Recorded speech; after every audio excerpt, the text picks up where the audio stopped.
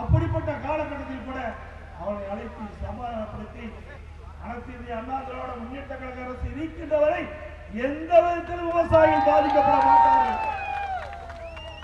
நாங்கள் விடமாட்டோம் என்று சொல்லி அவர்களை ஆறுதல் படுத்துகிறோம். அதே வேளையில் திமுக அரசு இருக்கின்ற பொழுது நீட்டை கொண்டு வருவதற்கு பிள்ளையார் சொல்லி போட்டது இன்றைய முதலமைச்சர் திரு ஸ்டாலின் அவர்கள் தலைமையில் ஸ்டாலின் அவர்கள் அமைச்சராக இருந்த காலகட்டத்தில் புரிந்துணர்வு ஒப்பந்தம் போடப்பட்டார்கள். அப்பொழுது திமுக சேர்ந்த நாடாளுமன்ற டி.ஆர். பாலு அவர்கள் ஒரு பேட்டி கொடுக்கிறார். போட்டு காட்டுங்க.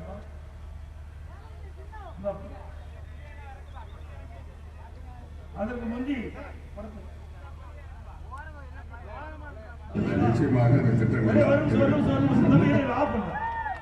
பாருங்க, ஸ்டாலின் முன்னணியில மீத்தேனுக்கு புரிந்துணர்வு ஒப்பந்தம் போட்டாங்க.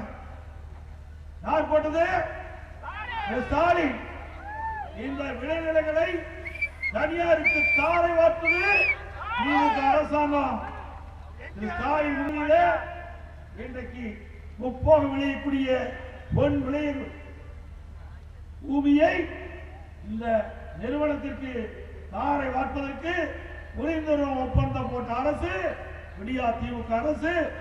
அன்றைக்கு இருந்த அமைச்சராக இருந்த திரு ஸ்டாலின் முன்னிலையிலே இன்றைக்கு புரிந்துணர்வு ஒப்பந்தம் போடுறாங்க. போட்டு காட்டுங்க. ஏன்னா டி.ஆர். பாலு பேசுறது பாருங்க.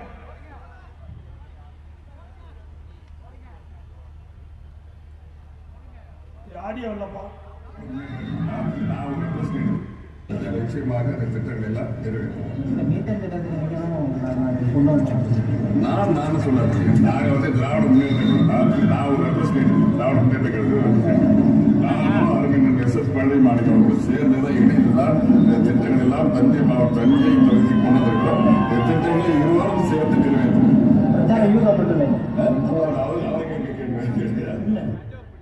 மறுபடியும் போடுப்பா. சவுண்ட் கம்மியா வச்சு போடு. ரொம்ப சவுண்ட் அதிகமா இருக்கும். ஏன்னா மக்கள் புரிஞ்சு கொள்ளட்டும்.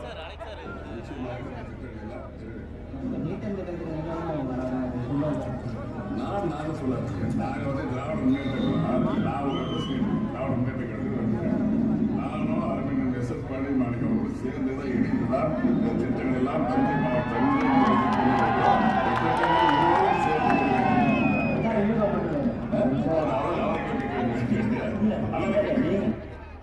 ஆக இந்த டெல்டா மாவட்டத்தை காத்தது அதிமுக அரசு. டெல்டா மாவட்ட மக்களை அழிக்க முற்பட்டது திமுக அரசாங்கம். திமுக ஆதாரத்தோட நாங்கள் நிரூபிச்சிருக்கிறோம். சிந்திச்சு பாருங்க.